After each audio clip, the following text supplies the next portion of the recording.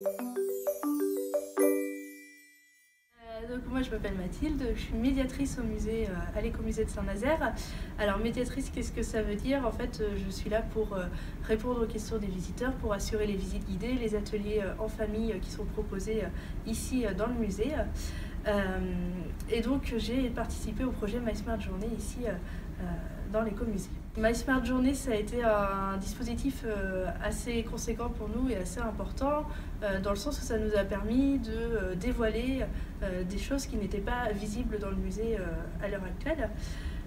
On a pu montrer par exemple des images d'archives sur certains objets, expliquer des objets qui étaient un petit peu moins connus des visiteurs, expliquer leur histoire, voilà, montrer ce qu'ils racontent et quel est le lien aussi avec la ville de Saint-Nazaire.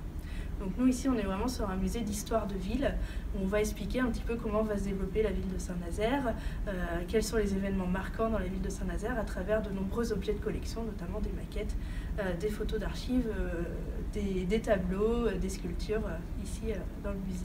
Alors dans les jetons My Smart Journée, l'intérêt qu'on y a trouvé, c'est qu'on a pu intégrer plusieurs contenus différents et on a essayé de varier les contenus d'un objet à un autre.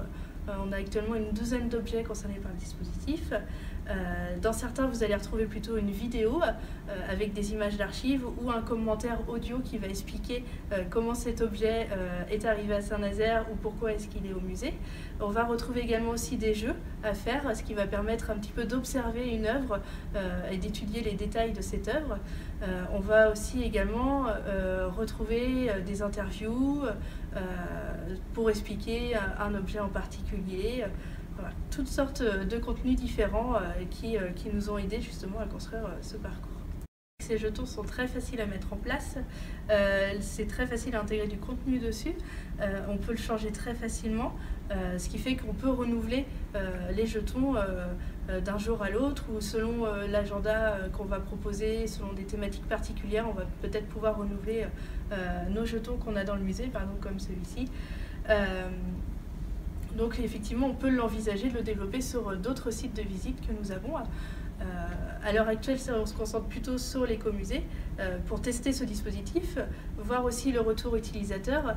Et effectivement, si ce retour utilisateur est concluant et qu'on a d'autres opportunités, pourquoi pas effectivement le développer sur nos autres sites. Alors à l'heure actuelle, ça fait donc 4-5 mois qu'il est en place dans le musée. Effectivement, il est concluant. On a touché à peu près 360 utilisateurs sur ce dispositif et des utilisateurs qui ont réutilisé après ce dispositif une fois chez eux. Donc ce qui est aussi intéressant de voir que peut-être ils ont montré ce qu'ils ont vu à leur famille, à leurs proches.